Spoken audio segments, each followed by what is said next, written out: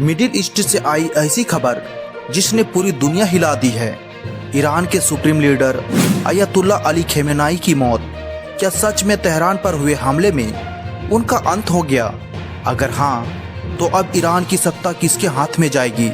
आज हम करेंगे पूरी पड़ताल, अंदर की राजनीति से लेकर ग्लोबल असर तक। नमस्कार दोस्तों, ईरान से एक बेहद बड़ी और संवेदनशील खबर सामने आई है। रिपोर्ट्स के अनुसार अमेरिकी और इजराइल हमलों में ईरान के सुप्रीम लीडर अयतुल्ला अली खमेनेई की मौत हो गई है। बताया जा रहा है कि तेहरान में हुए एयर स्ट्राइक के दौरान वे अपने अधिकारी परिसर में मौजूद थे। अमेरिकी राष्ट्रपति डोनाल्ड ट्रंप ने दावा किया कि ईरान का कठोर शासन अब खत्म हो चुका है। इसके बाद ईरानी स्टेट मीडिया ने भी उनके निधन की पुष्टि की।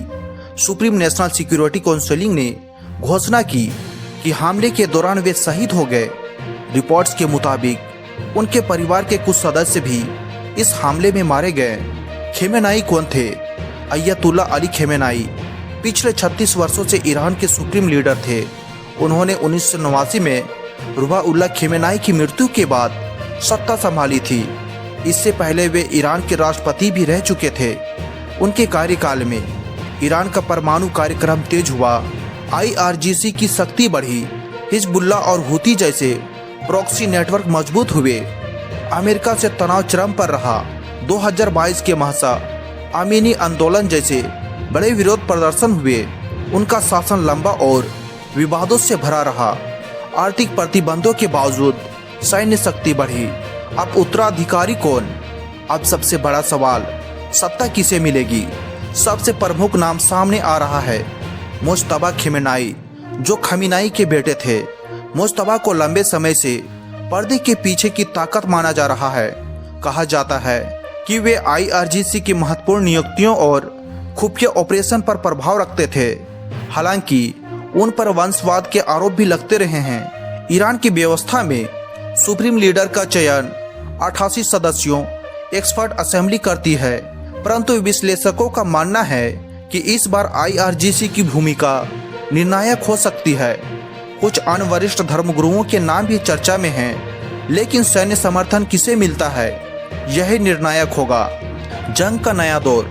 रिपोर्ट्स में यह भी दावा किया गया है कि हालिया हमलों में कई वरिष्ठ IRGC के कमांडर मारे गए। ईरान ने जवाबी कार्रवाई में अमेरिकी ठिकानों और इजराइल की ओर से मिसाइलें दागी। स्थिति बेहद तनावपूर्ण है। इजराइल के प्रधानमंत्री बेंजामिन नेतन्याहू ने ईरानी जनता से आज़ादी के लिए खड़े होने की अपील की है। अगर यह खबर पूरी तरह प्रमाणित होती है तो इसके परिणाम गहरे हो सकते हैं। तेल की कीमतों में तेज उछाल, मध्य पूर्व में शक्ति संतुलन बदलना, परमाणु कार्यक्रम पर अनिश्चितता, रूस और चीन की प्रतिक्रिया, वैश्विक कूटनीति संकट। ईरान में सत्ता का खालीपन पैदा हो सकता है और यह तय करेगा कि देश के सैन्य नियंत्रण में जाएगा या धार्मिक नेतृत्व बरकरार रहेगा। 36 साल तक सत्ता में रहे एक प्रभावशाली नेता का अंत। क्या यह ईरान में नए युग की शुरुआत है या और बड़े टकराव का संकेत? अगले 24 से 48 घंटे बेहद अहम होंगे। आपकी क्या राय है? क्या मुज्तबा खमेनेई सत्ता संभालेंगे या ईरान में अंदरूनी संघर्ष शुरू होगा? कमेंट में जरूर बताएं। वीडियो को लाइक और शेयर करें। धन्यवाद। जय हिंद।